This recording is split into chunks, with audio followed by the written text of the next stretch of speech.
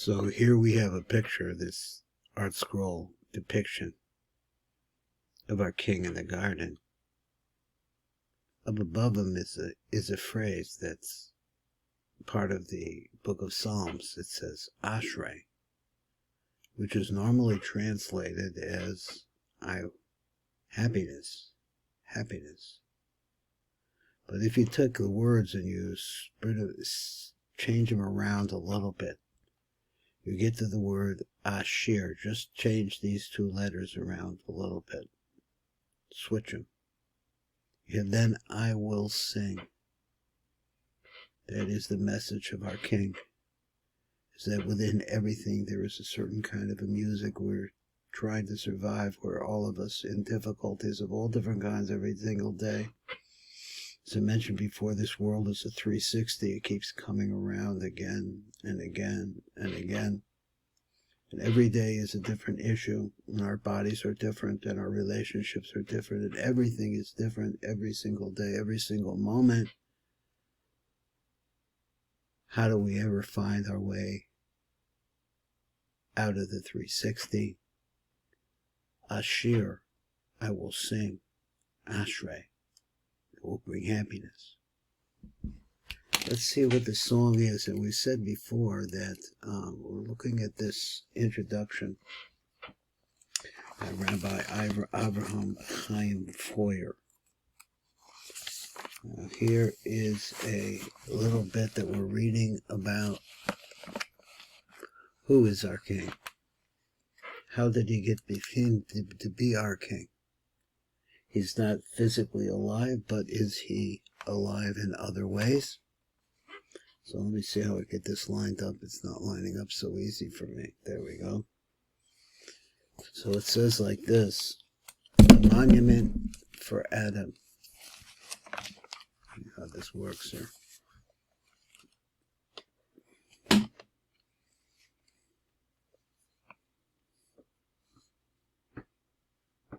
No one may sit in the temple courtyard, not even the ministering angels. They too must stand in honor of the presence of the Almighty. There's an exception, except for the kings of the house of David. God himself accorded them their honor to demonstrate that their sovereignty is complete and total.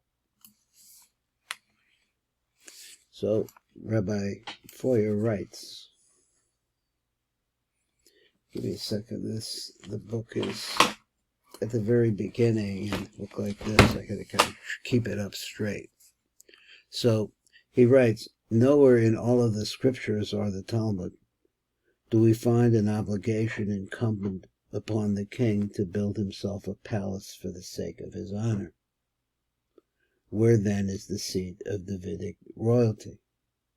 The temple.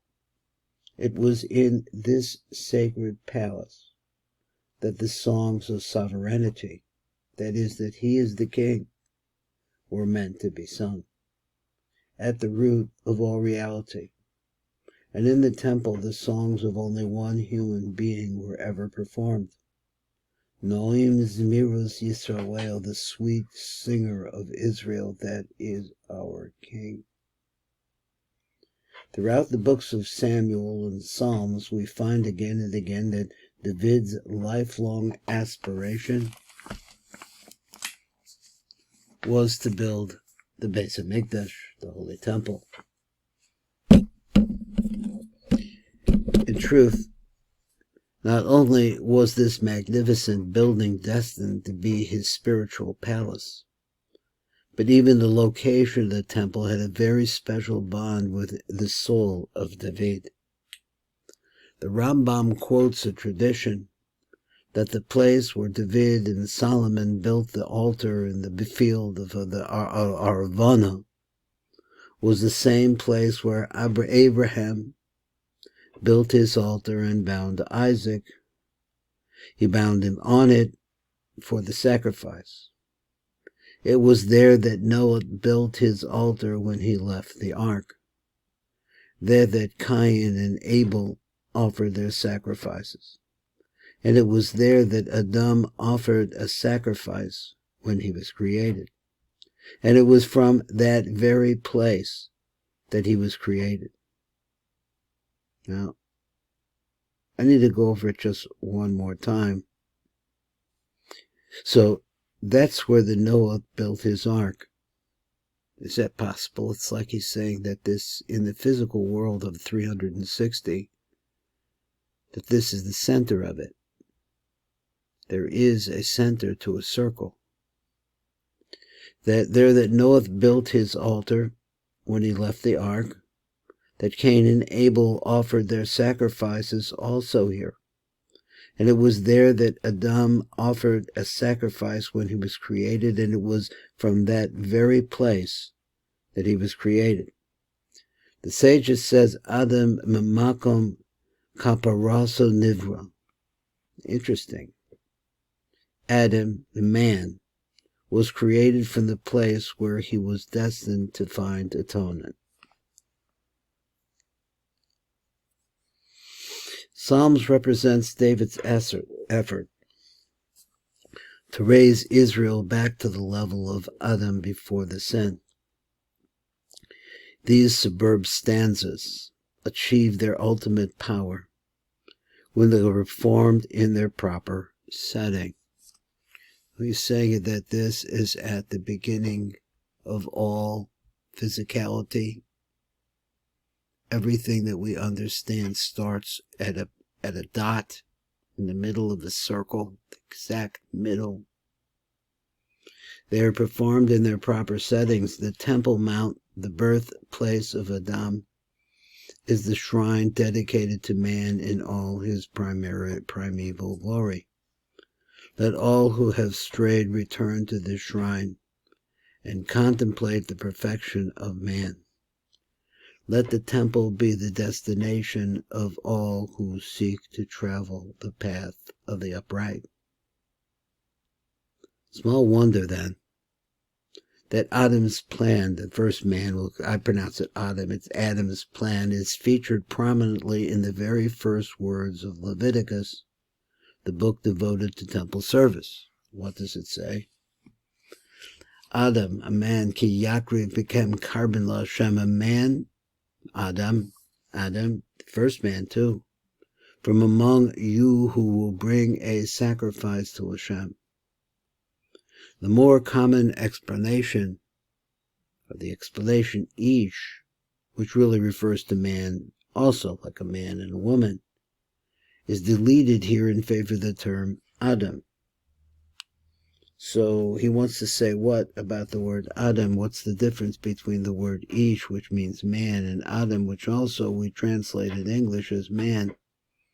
Adam. Rashi explains, this comes to teach us that just as Adam brought a sacrifice to God, entirely free of any trace of theft, because it was immediately after his creation when the world was his alone, before he sinned. So too for all generations should men bring sacrifices which are not the fruits of ill-gotten gain.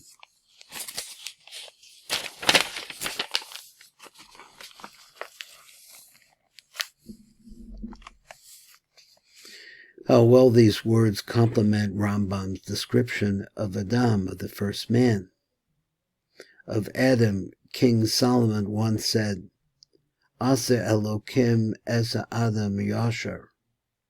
God made man upright. Now this word Yashar is also related to the word Ashrei, which means happiness.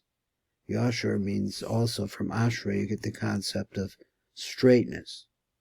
God made man upright.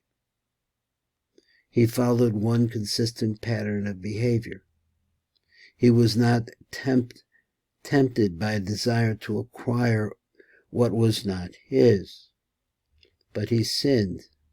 For Behema Bigshu Hashbonos Rabim, they sought out many calculations. What does that mean? When man was no longer satisfied with his own lot, now listen to this, he didn't want to just be, and sought to possess that which was outside his domain. He was told there were boundaries, and he wanted something beyond the boundary. His heart became filled with many inconsistent, conflicting calculations and desires. In preparing for the construction of the temple, David found the opportunity to rectify the flawed human desire that had been ingrained in mankind by Adam's sin, the lust for acquisition. Now, this is a very interesting idea to me, because the Kabbalists are really looking at this in a certain type of way. And they're saying that the word should lend here for the word lust. So it is that lust, for lust's sake, is out of bounds. But the man wanted to acquire it. And this is our problem. So the Chidah, he says it is a sefer, which I don't know, called Lefi. He explains that Adam, was responsible for bringing poverty into the world. As a result of his sin, mankind was cursed. He had to go out of bounds. Everything went out of kilter, and there we are. All this violence we see, all this rush to be the best of everything in a lifetime that spans 70 or 80 years. I mean, there is no place to go, and ultimately we go back to where we came from. But nonetheless, the desire to acquire is built into everything. It's that which brings about the badness of the world. He said, by the sweat of your brow you shall eat bread. Unfortunately, we don't have a gift of food. We are out of balance. We have to go get the food. We have to hunt for the food. We have to process the food. We have to do whatever we have to do. This society, which is so mechanized, it's beyond imagination of how we eat and what we do and how we drive around and how the world turns for us, our 360. David attempted to rectify this by impoverishing himself. He did this for the benefit of the world. He in fact sacrificed all his possessions and dedicated all his treasures to the cause of constructing the temple. He said of himself many times, he said this phrase, Va'ani, ani, ve'evya. As for me, I am poor and in need.